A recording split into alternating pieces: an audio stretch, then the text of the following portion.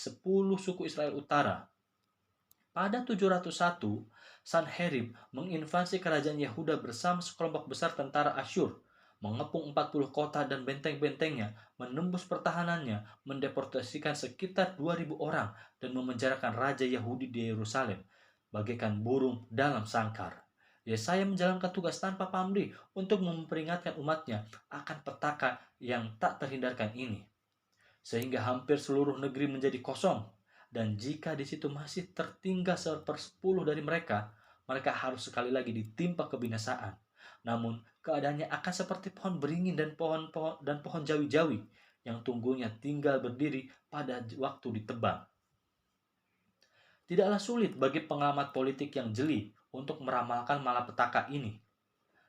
Apa yang jelas-jelas orisinal dalam risalah Yesaya adalah analisisnya atas situasi ini.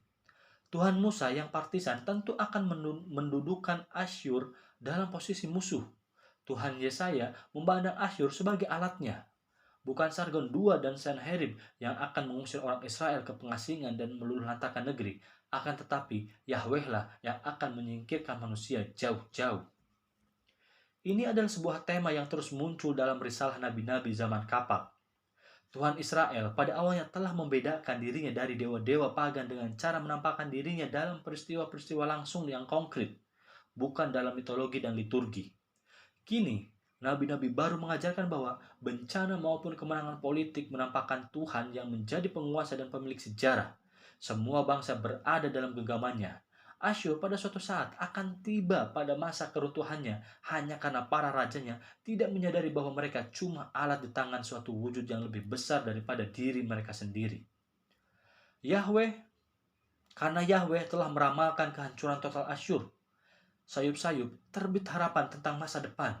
Namun tak ada seorang Israel pun yang berkeinginan mendengar berita bahwa bangsanya sendiri yang telah mengakibatkan kehancuran politik mereka sendiri melalui kebijakan-kebijakan picik dan perilaku eksploitatif. Tak seorang pun yang senang mendengar bahwa Yahweh telah mendalangi keberhasilan serangan Asyur pada tahun 722 dan 701. Dan dia pula yang memimpin pasukan Yosua, Gideon, dan Raja Daud. Apa yang dia kira telah dilakukannya terhadap bangsa pilihannya? Tak ada pemenuhan harapan dalam penggambaran Yesaya tentang Yahweh. Alih-alih menawarkan penyembuh kepada manusia, Yahweh justru membuat manusia berhadapan dengan realitas yang tidak diharapkan. Bukannya berlindung dalam penunaian kultus lama yang memproyeksikan manusia kembali ke zaman mitikal, nabi-nabi seperti Yesaya mencoba membuat bangsanya melihat langsung peristiwa-peristiwa historis aktual dan menerimanya sebagai dialog yang menggetarkan dengan Tuhan mereka. Jika Tuhan Musa adalah sang penakluk, Tuhan Yesaya syarat dengan kesedihan. Kenabian, sebagaimana dituturkan kepada kita, dimulai dengan ratapan yang sangat tidak menyenangkan bagi orang-orang yang terlibat perjanjian. Lembu dan keledai mengenal siapa tuannya, tetapi Israel tidak. Umatku tidak memahaminya. Yahweh sungguh telah muak dengan hewan-hewan kurban di kuil. Dibuat jemu oleh lemak dan darah sapi maupun kambing dengan bau busuk darah yang tercium dari tempat pembakaran. Dia tidak suka pesta-pesta mereka, upacara-upacara tahun baru, dan ziarah yang mereka lakukan. Tentu saja, ungkapan semacam ini akan sangat mengejutkan audiens Yesaya. Di Timur Tengah, perayaan-perayaan kultus semacam ini merupakan esensi agama.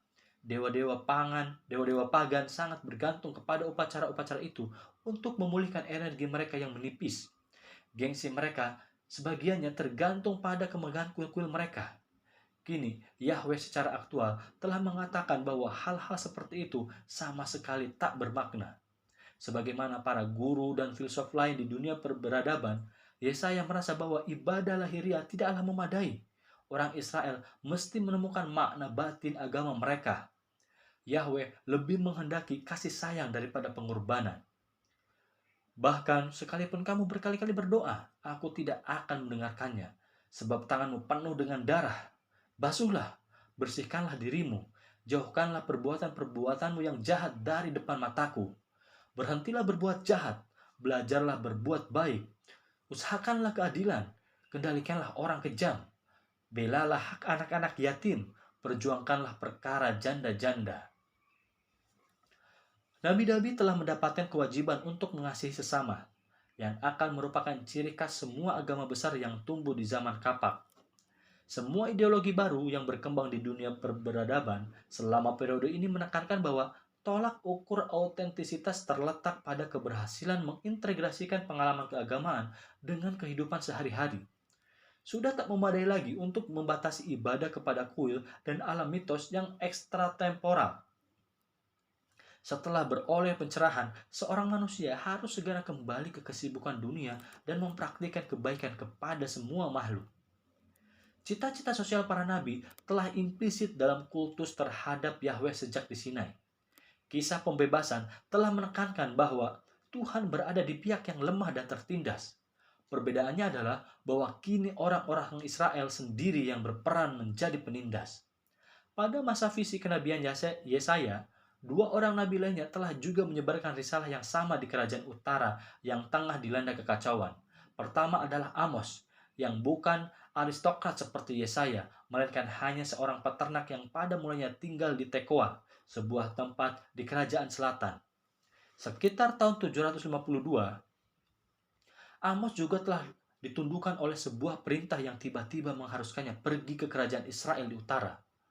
Dia secara mendadak masuk ke kuil tua Betel dan memorak-porandakan upacara di sana dengan ramalan tentang bencana. Amazia, pendeta Betel, mencoba mengusirnya. Kita bisa mendengar bentakan penguasa arogan yang mencaci peternak tak dikenal itu.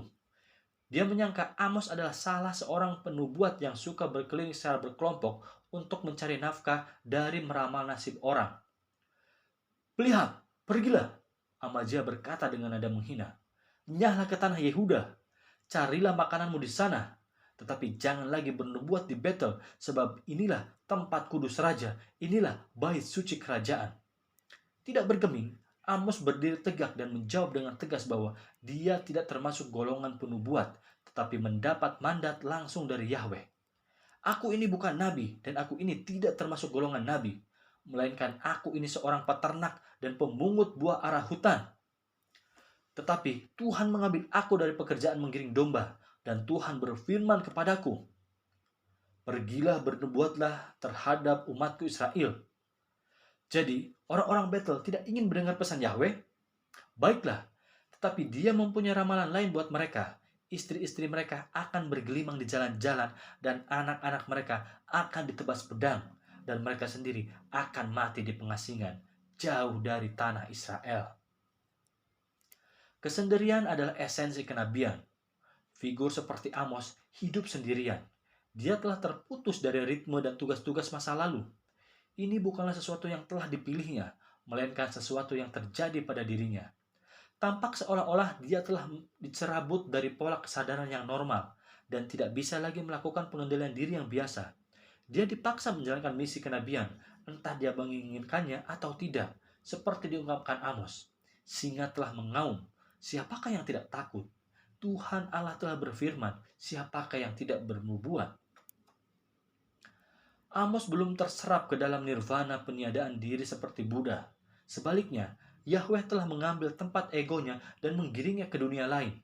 Amos adalah yang pertama di antara para nabi yang menekankan pentingnya keadilan sosial dan kasih sayang. Sebagaimana Buddha, dia sangat sadar akan pedihnya penderitaan manusia. Dalam ramalan Amos, Yahweh berbicara atas nama kaum tertindas, menyuarakan mereka yang tak mampu bersuara, dan mengurangi penderitaan orang-orang miskin. Pada baris pertama ramalannya, seperti yang sampai kepada kita, Yahweh berseru dengan keras dari kuilnya di Yerusalem saat merenungkan kesengsaraan seluruh negeri di timur dekat, termasuk Yehuda dan Israel. Orang Israel sebenarnya sama jeleknya dengan Goyim, orang non-Yahudi. Mereka mungkin saja bisa bersikap acuh tak acuh terhadap kesulitan dan penderitaan kaum miskin, namun Yahweh tidak demikian. Dia memperhatikan setiap kecurangan, eksploitasi, dan tarikan napas tanpa kasih sayang.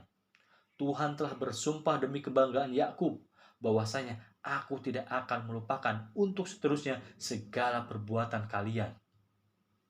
Apakah mereka benar-benar telah kehilangan akal sehingga menanti hari Tuhan ketika Yahweh akan mengagungkan Israel dan menghinakan Goyim? Mereka terperanjat. Apakah gunanya hari Tuhan itu bagimu? Hari itu kegelapan, bukan terang.